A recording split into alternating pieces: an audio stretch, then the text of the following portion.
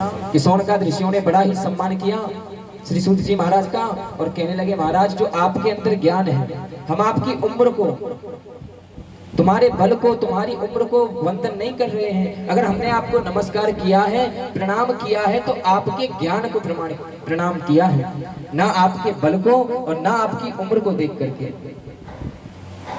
तो सूर्यो कोटि समप्रभ, आपके अंदर तो करोड़ों सूर्यों के समान ज्ञान है। जब एक सूर्य निकलता है तो धरती के अंधकार को दूर कर देता है, इतनी सामर्थ्य है।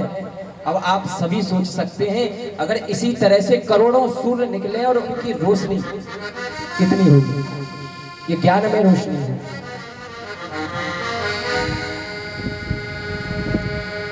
तो श्री सौनकाद ऋषियों ने कहा, महाराज आप तो वेदों के, पुराणों के प्रकांड विद्वान हैं, बड़ा ही ज्ञान है आपके अंदर।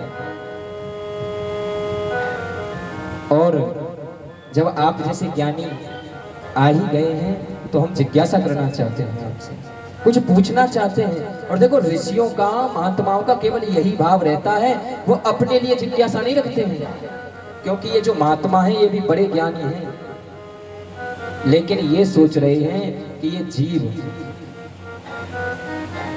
महाराज कलमसों से घिरा है, कलेशों से घिरा हुआ है।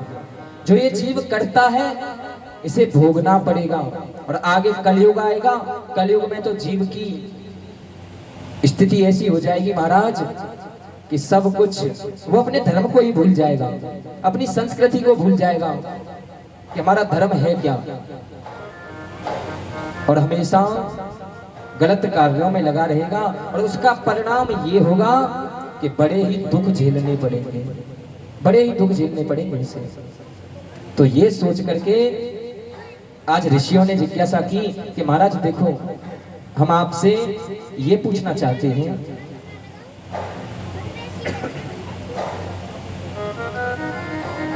हमारे अंदर जो जिज्ञासा उठ रही है, हम प्रश्न आपसे करेंगे। और हमारा कोई एक और दो प्रश्न नहीं रहेंगे, पूरे के पूरे प्रश्न रहेंगे 6।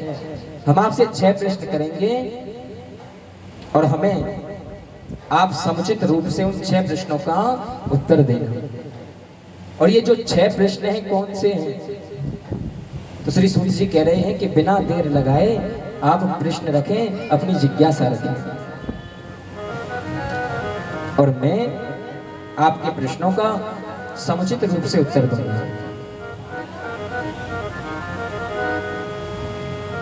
तो आज सौनकाद ऋषि जो 88,000 ऋषि हैं वो प्रश्न कर रहे हैं। उनका पहला प्रश्न है, बड़ा ही सुंदर सा प्रश्न किया है ऋषियों ने श्री सूत जी महाराज से। कह रहे हैं कि मानव के लिए परम धर्म क्या है? धर्म नहीं, मनुष्य का परम धर्म क्या है, ये हम जानना चाहते हैं। क्या दिन में प्रातः उठ करके, ब्रह्म मुहूर्त में उठ करके स्नान करना ये धर्म है? अगर ये धर्म है तो निरूपण करें, हमें बताएं। स्नान करना धर्म है या मंदिर में जाकर के कुछ मांगना धर्म है? क्योंकि जीव ऐसा है महाराज, अगर ठाकुर जी के लिए कुछ करता है, उनकी भक्ति करता है, तो उसके अनुरूप उसे कुछ न कुछ चाहिए। तो आज ये क्लियर करें कि मनुष्य का परम धर्म क्या है। पहला प्रश्न है, बड़ा ही सुंदर प्रश्न किया है आज इन ऋषियों ने श्री सूत जी महाराज से। और देखो, दूसरा हम ये जानना चाहते हैं कि जब हम मंदिरों में पूजा करने के लिए जाते हैं तो देखते क्या है? एक तरफ राम दरबार है, एक तरफ श्री राधा माधव है, और एक तरफ श्री दुर्गा मैया विराजमान है, और एक तरफ श्री रासेश्वरी राधिका रानी ब्रज की अधिष्ठात्री विराजमान है। तो जब हम मंदिर में जाते हैं तो महाराज ये सोचते हैं किसको पूजें और किसको छोड़ें, किसका पूजन करें और छोड़ें किसको, बड़ा कौन है। और ऐसा तो शायद सभी के साथ में होता है। जब मंदिर में जाते हैं तो मंदिर में शिव परिवार भी है, एक तरफ राम दरबार भी लगा हुआ है, और एक तरफ श्री राधा माधव भी विराजमान है, एक तरफ श्री दुर्गा मैया भी विराजमान है। अब पूजें किसको, छोड़ें किसको, ये समझ में नहीं आता। अब देखो पूजनीय तो सभी हैं जहां तक हम जानते हैं, लेकिन पहले किसको पूजा जाए ये हम जानना चाहते हैं। तीसरा प्रश्न हमारा महाराज ये है कि परमात्मा को अजन्मा कहा जाता है। अजन्मा का मतलब है जिसका कभी जन्म ही नहीं होता हो, जिसका कभी जन्म ना हो तो उसे अजन्मा कहते हैं। जब परमात्मा अजन्मा है तो महाराज वो दशरथ नंदन राम कैसे बनकर के आते हैं, वो कौशल्या नंदन राम कैसे बनकर के आते हैं, और वही फिर राम श्री देवकी नंदन कृष्ण बनकर के आते हैं। फिर कैसे बनकर के आते हैं जब उन्हें अजन्मा कहा जाता है? तो हमें बताएं। जब ठाकुर का जन्म ही नहीं होता तो फिर कहां से आ गए वो? कहां से बन गए कौशल्या नंदन श्री राम? कहां से बन गए देवकी नंदन भगवान श्री कृष्ण? हम ये जानना चाहते हैं। कितने प्रश्न हुए? 3।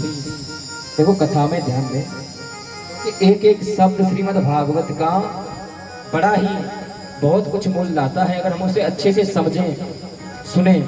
और भागवत की कथा तो महाराज भव रोग की मीठी दवा है, हेमोपैथिक। मीठी गोलियां इन्हें खाते रहो और ठाकुर जी से अपना प्रेम बढ़ाते रहो। भव रोग की दवा कहा जाता है श्रीमद् भागवत कथा को, श्री कृष्ण कथा को। आज 3 प्रश्न किए और कह रहे हैं महाराज देखो हमें जिज्ञासा जो हम आपसे कर रहे हैं, हमें मालूम है कि हमें इनका समुचित उत्तर मिलेगा, लेकिन देखो चौथा प्रश्न भी है जो हम आप सभी के सामने रखेंगे। और हमारा चौथा प्रश्न ये है कि भगवान के अवतार मुख्य रूप से कितने हुए हैं?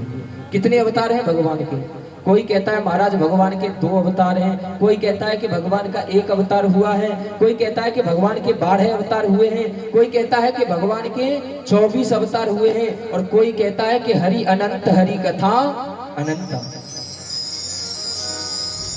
अब हमारे ये समझ में नहीं आता किसकी सुने किसकी ना सुने, भगवान के अवतार कितने हैं? मन बहक जाता है। तो आज आप निरूपण करें कि वास्तव में भगवान के कितने अवतार हुए हैं, हम सुनना चाहते हैं। और देखो 5वां प्रश्न हमारा ये है, वक्ता कैसा होना चाहिए? कथा सुनाने वाला। और देखो महाराज कथा सुनने वालों पर टाइम नहीं है। किसी के पास थोड़ा बहुत टाइम निकलता है तो वो जाते हैं कथा में बैठते हैं और बड़े भाव के साथ कथा सुनते हैं, लेकिन वक्ता अगर विस्तार दे दे एक कथा में तो पूरा समय निकल जाता है। तो वक्ता कैसा होना चाहिए? और हमारे सामने तो देखो वक्ता वही अच्छा होता है जो संपूर्ण ग्रंथों से, संपूर्ण वेदों से केवल उसका निष्कर्ष ही निकाल करके सुनाए, जो उसका निचोड़ है, वेदों का जो निचोड़ है केवल उतना ही सुनाए। क्योंकि आजकल और आगे कलयुग आएगा, कलयुग में तो महाराज बड़े बड़े काम लगे रहेंगे जीवों को, जैसे तैसे समय निकाला करेंगे, भागवत की कथा सुनेंगे, और उनको विस्तार से सुनाने लगे तो महाराज कथा वो नहीं सुन पाएंगे, मन ही नहीं लगेगा कथा में। तो महाराज वक्ता कैसा होना चाहिए ये आज आप निरूपण करें। यहां तक 5 प्रश्न किए हैं और 6वां प्रश्न हमारा ये है, जब भगवान अवतार लेते हैं तो कहते हैं कि महाराज धर्म की स्थापना करने के लिए भगवान आते हैं। जब जब होए धर्म की हानि, बाढ़ असुर अधम अभिमानी, तब तब धरे प्रभु विविध शरीरा, हरहु कृपानिधि सज्जन पीरा। जब जब धर्म संकट में होता है तो भगवान अवतार लेते हैं, धर्म की स्थापना करते हैं, और धर्म की स्थापना करके अपने साकेत धाम को चले जाते हैं, जहां से आए वहीं चले जाते हैं।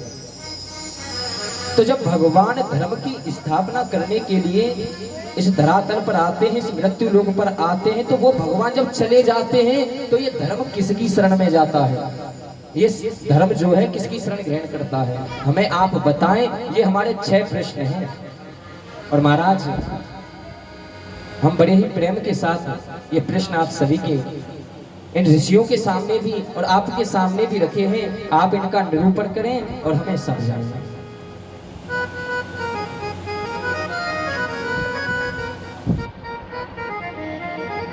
तो आज